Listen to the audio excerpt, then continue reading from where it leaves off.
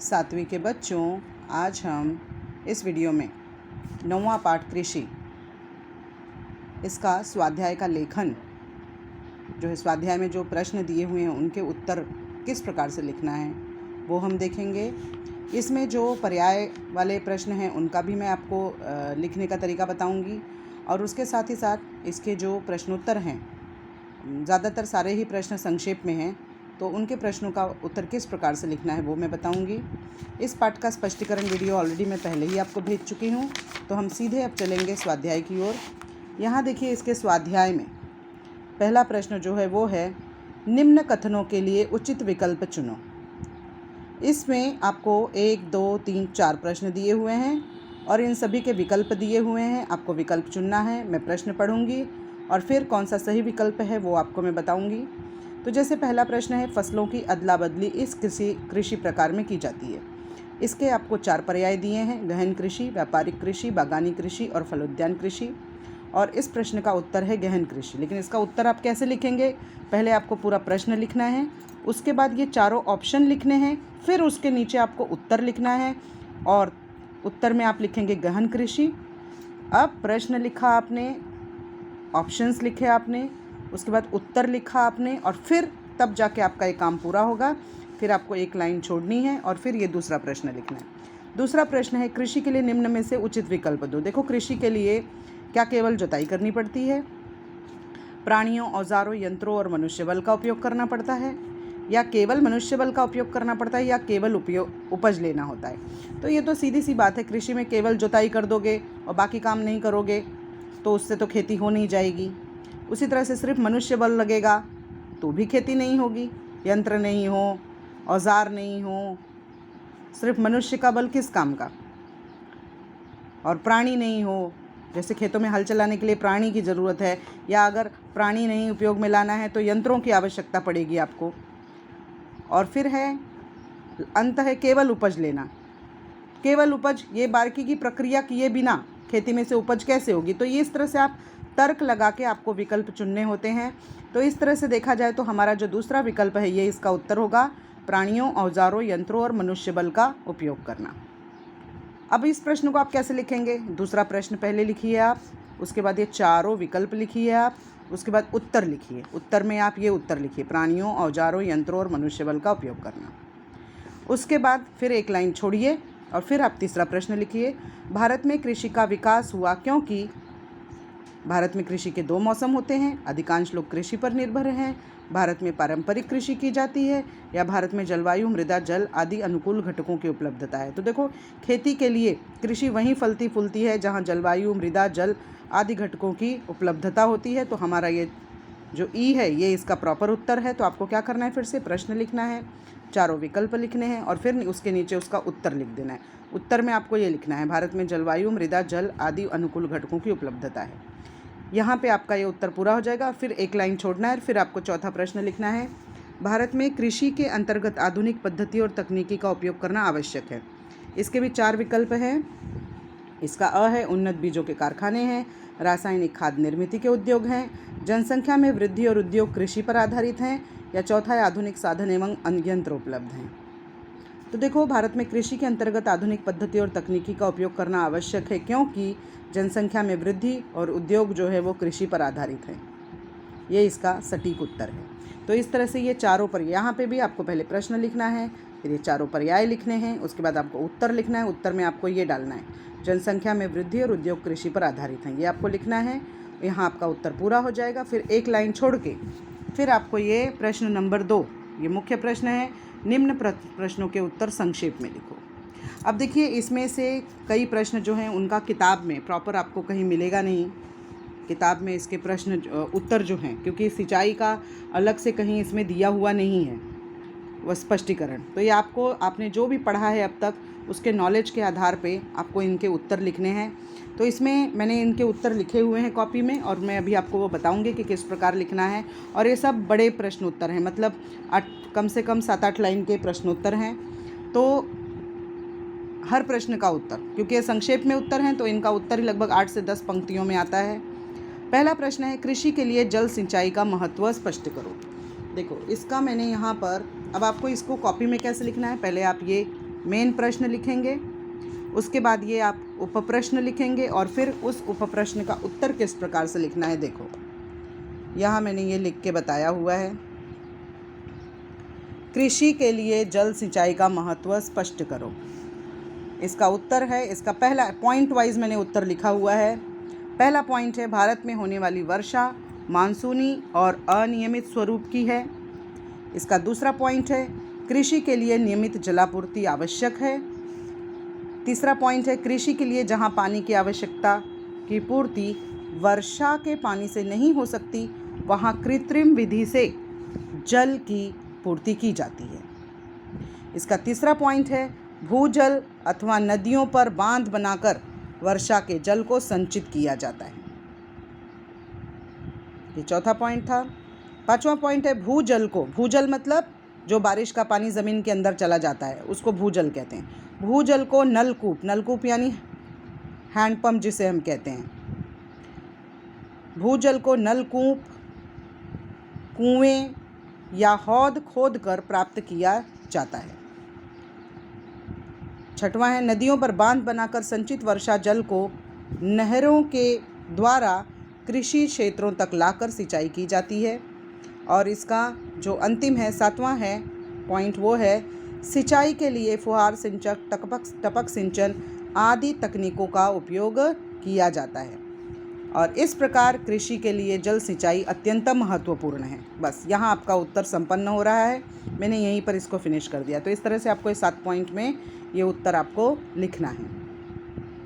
इसके बाद इसका दूसरा प्रश्न है, जल सिंचाई के लिए उपयोग में लाई जाने वाली किन्हीं 2 पद्धतियों की तुलनात्मक जानकारी लिखो। देखो, जल सिंचाई, खेती में जल सिंचाई के 2 तरीके हैं। एक तो हम जानते ही हैं कुआं या नलकूप जो होता है वो, या उसी तरह से नहर। ये सबसे पॉपुलर, सबसे ज़्यादा तरीके हैं ऐसे जो हम सब ने देखे सुने होंगे, आपने भी सुना होगा। तो हम अभी जो लिखेंगे ये अपने उसी नॉलेज के आधार पे इस उत्तर को हम लिखेंगे। जल सिंचाई के लिए उपयोग में लाई जाने वाली किन्हीं 2 पद्धतियों की तुलनात्मक जानकारी लिखो। आपने पहला प्रश्न लिखा, उसके 7 पॉइंट लिखे, फिर एक लाइन छोड़ना है, फिर दूसरा प्रश्न लिखना है और उसके बाद उसका उत्तर देखो किस प्रकार लिखना है। तो उत्तर दूसरा है, इसका पहला पॉइंट, इसके उत्तर की शुरुआत अभी नहीं हुई है, पहले हम इसका प्रस्तावना करेंगे। जल सिंचाई के लिए मुख्य रूप से कुएं, तालाब, नहरें आदि पद्धतियों का उपयोग किया जाता है। कुएं द्वारा, अब पहला पॉइंट है इसमें, कुएं द्वारा सिंचाई किस प्रकार से होती है, क्योंकि हमको तुलना करने को कहा है तो हम इनमें से कुएं, तालाब, नहरों में से हम कुएं और नहरें इनके बीच में तुलना करेंगे। कुएं द्वारा सिंचाई, उसका पहला पॉइंट है, ज़मीन में रिसा भूजल कुएं अथवा नलकूप द्वारा प्राप्त कर सिंचाई की जाती है। दूसरा पॉइंट है, कुआं या नलकूप खोदने के लिए छोटा क्षेत्र पर्याप्त है तथा यह कम खर्च वाली पद्धति है। इसका तीसरा पॉइंट है, यह सिंचाई का व्यक्तिगत स्रोत होने से इसका उपयोग सुगमता से होता है। देखो, व्यक्तिगत स्रोत मतलब क्या हो गया, आपको मालूम है ना, गांव में कुएं सबके अपने अपने होते हैं, या खेती के आसपास कुएं लोग खोद लेते हैं खुद ही। तो इस तरह से वो व्यक्तिगत यानी उनकी पर्सनल, खुद का है उनका कुआं, तो उन्हें किसी से इजाज़त नहीं लेनी है उसके पानी का उपयोग करने की। तो इसलिए यह लिखा हुआ है कि यह सिंचाई का व्यक्तिगत स्रोत होने से इसका उपयोग सुगमता से होता है। अब है इसमें दूसरा जो तकनीक है सिंचाई के लिए, वो है नहर द्वारा सिंचाई।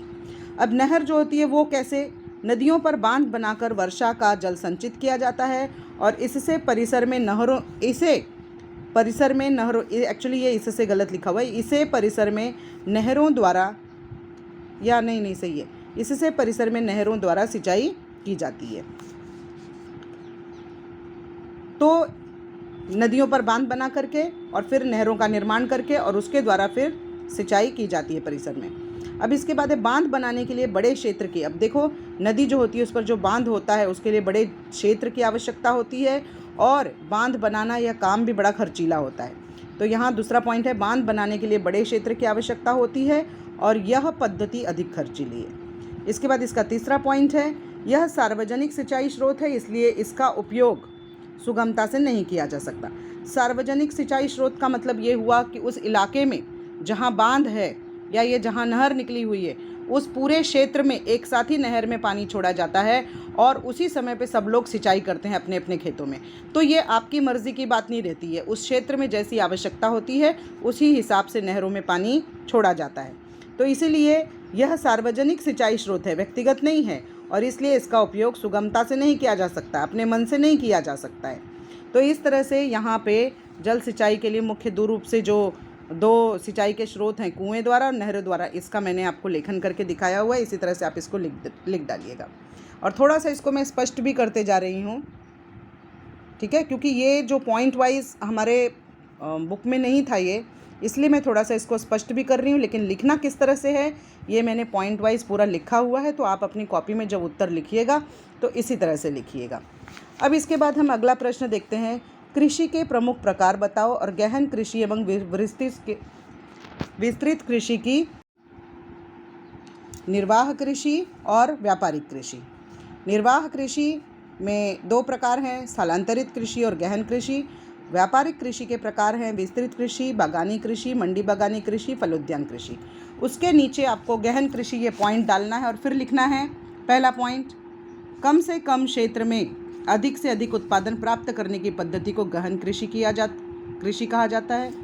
दूसरा पॉइंट है, अधिक जनसंख्या अथवा वास्तव में भूमि क्षेत्र ही कम होने पर प्रति व्यक्ति कृषि भूमि का परिमाण कम होता है। तीसरा पॉइंट है, यह कृषि प्रमुख रूप से विकसनशील प्रदेशों में पाई जाती है। चौथा पॉइंट है, इस कृषि में मिलने वाले अनाज से केवल परिवार की आवश्यकता ही पूर्ण की जा सकती है। उसके बाद यहाँ पर ये वाला पॉइंट आप छोड़ सकते हैं। इसके बाद यहाँ पर इस कृषि में केवल प्राणी ऊर्जा का ही उपयोग होता है। और अंतिम है, इस कृषि में खाद्यान्न के अलावा सब्जियां भी उगाई जाती हैं। यहाँ आपका गहन कृषि का पॉइंट सारा पूरा हो जाएगा। ये पॉइंट आप मत लिखिएगा, क्योंकि ये पॉइंट इस आपको छोटे से पॉइंट में भी पूरा हो जा रहा है ये, इसलिए हम इसको छोड़ देंगे, इस पॉइंट को हम छोड़ देंगे। तो इस तरह से 1 पॉइंट 2 3 4 5 और 6 पॉइंट में आपका उत्तर ये हो जाएगा। इसके बाद उसी के नीचे आपको टॉपिक डालना है विस्तृत कृषि। देखो ये एक्चुअल में ये उत्तर बहुत बड़ा बनने वाला है, लेकिन जब भी आपको अगर पेपर में अगर ये परीक्षा में आएगा भी तो आपको इस तरह से आ सकता है कि गहन कृषि की जानकारी दो या विस्तृत कृषि की जानकारी दो। ये एक ही क्वेश्चन को बहुत बड़ा बना दिया है, इसलिए आप लोग इसको लिखते हुए घबराइएगा भी नहीं, क्योंकि परीक्षा में इस तरह से इतने बड़े आपको क्वेश्चन नहीं पूछे जाएंगे। अगर ये क्वेश्चन पूछा भी जाएगा तो टुकड़े टुकड़े में उसका आंसर लिखना है। तो आपको क्या करना है, आप गहन कृषि जब लिख के हो गया तो उसके नीचे आपको इसी तरह से विस्तृत कृषि का टॉपिक डालना है और फिर उसमें पहला पॉइंट लिखिए, खेती का क्षेत्रफल 200 हेक्टेयर अथवा उससे अधिक होता है।